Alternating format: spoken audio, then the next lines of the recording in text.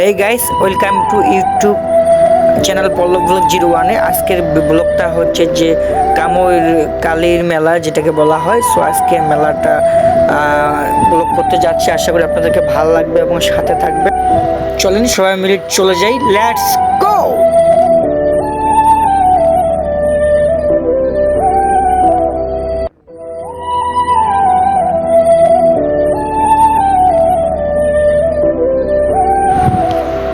অনেক মানুষ ছিল এই মেলায়, এত মানুষ যে কি বলবো, অতুলনীয় একটা বিষয়। সত্যি অনেক সুন্দর লাগছিল এই জায়গাটা আমাকে। তে কামর কালীর মেলা এত সুন্দর হয়, এত মানুষের সমাগম যে তুলনারও বাইরে, সত্যি অসাধারণ একটা প্লেস। তার সাথে দেখে নিচ্ছি অনেক খেলনাপাতি। এখানে কামরের কালিমাকে সুন্দরভাবে একটা পরিবেশন করছিলাম, তার সাথে অনেকগুলো খেলনাপাতি দেখতে পেয়েছিলাম। অনেক সুন্দর সুন্দর বেলুন উঠতেছিল এই জায়গাটাতে। এত সুন্দর একটা প্লেস, এমনকি এত সুন্দর মানুষের যে হইহুল্লা আনন্দ উৎসব, মানে অতুলনীয় একটা বিষয় ছিল এই কামড়ি মেলায়। সত্যি কামড়ি মেলা একটা অসাধারণ একটা জায়গা বলে আমি মনে করি। প্রতি বছর এখানে কামড়ি মেলা যে অনুষ্ঠিত হয়, অনেক সুন্দর একটা অনুষ্ঠান। এখানে অনেক লোককে দেখে আসছি আমি। প্রতিনিয়ত কামড়ি মেলা এত হারে জনসংখ্যা বাড়ছিল যে কি বলবো আর। মানে মেলা এত মানুষের আসার যে আকাঙ্ক্ষা, কামড়ি মেলা যে একটা বিখ্যাত মেলা এটা মনে করছে। তার সাথে এখানে কয়েকটা ভাইকে পেয়েছিলাম, তারা বাঁশি বাজাচ্ছিল, এবং তার সাথে আরেকটা ভাইকে আমি পেয়ে গেছি, বড় ভাই বাঁশিওয়ালাকে। তার সাথে একটু ভিডিও নিব। আমার নাম শ্রী নারদচন্দ্র দাস। আপনার বাসা কোথায়? সেবাগঞ্জ মালিপাড়া। এই জায়গাটার নাম কি? কামরাডি। কামরাডি। এটা কতদিন থেকে ভাই এই যে অনুষ্ঠানটা হচ্ছে? এটা বহুকাল থেকে হচ্ছে, এটা আমারও জানা না। আচ্ছা, যাক, এই যে বাঁশির ব্যবসা আপনি করতেছেন, এটা কতদিন থেকে করতেছেন? এটা দীর্ঘ 8 বছর থেকে শুরু করছি আর কি। আমরা আপনার কাছে একটা কোন সুর মানে শুনতে চাই, যেটা আপনার সবচেয়ে বেস্ট, যেটা আপনি খুব ভালোবাসেন, যে সুরটাকে। এখন মেলা যেহেতু চলতেছে সেহেতু মডার্ন ছাড়া চলে না, আচ্ছা সেহেতু আমি গ্রামের নেওজনটাই বাজাচ্ছি। আচ্ছা, ঠিক আছে ভাই।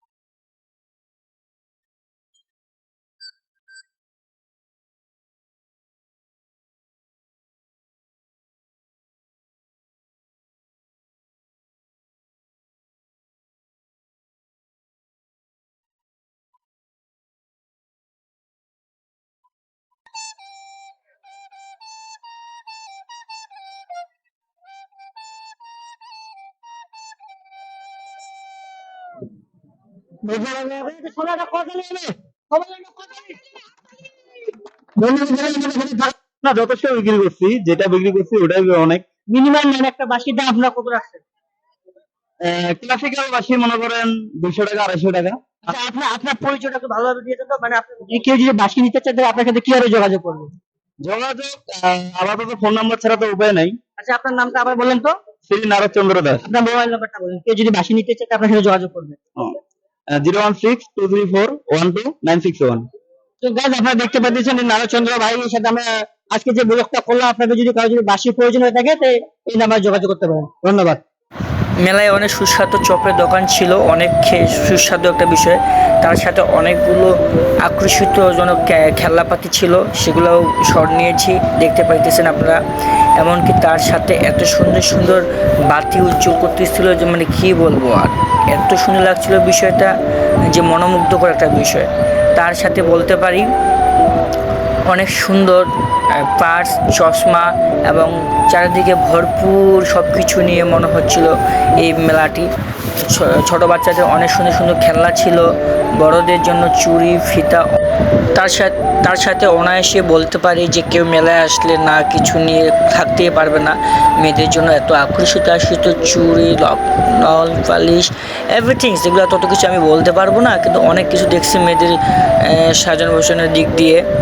তার সাথে এত সুন্দর সুন্দর রঙিন বেরঙিন কালার চুড়ি ছিল যে কী বলবো, একটা মনোমুগ্ধকর একটা বিষয় যেটাকে বলা হয়। যে কেউ দেখলে অল্পতে এগুলো অনেক পছন্দ করে ফেলবে।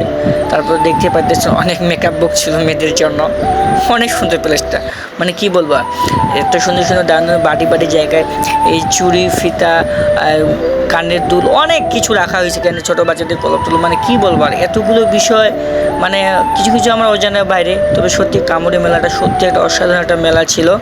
তার সাথে ছোটো বাচ্চাদের যে খেলনাগুলো, পিস্তল, অনেক সুন্দর সুন্দর ছিল। জানি অল্পতেই কে মনোমুগ্ধ করতে পারবে। সো এই যে অনেক সুন্দর চুড়ি ফিতাগুলো ছিল, এখানে যে কেউ দেখলে হয়তো আকর্ষিত হতে হবে। এবং তার সাথে অনেক সুন্দর সুন্দর ঝুলন্ত ছিল, অনেক সুন্দর সুন্দর। এটা প্লাস্টিকের হয়ে থাকে। সো আমার খুব ভালো লাগছিলো বিষয়টা, তার জন্য এইটা শটটা নিয়েছিলাম এখানে মেলাতে। অনেক সুন্দর ভিউটা না? অ্যান্ড তার সাথে এই যে উপরের যে এত সুন্দর সুন্দর এই যে এগুলো আমাকে এত ভালো লাগছিলো যে মনোমুগ্ধ। তার সাথে তারার সাথে নিয়ে নিয়েছিলাম একটা শট।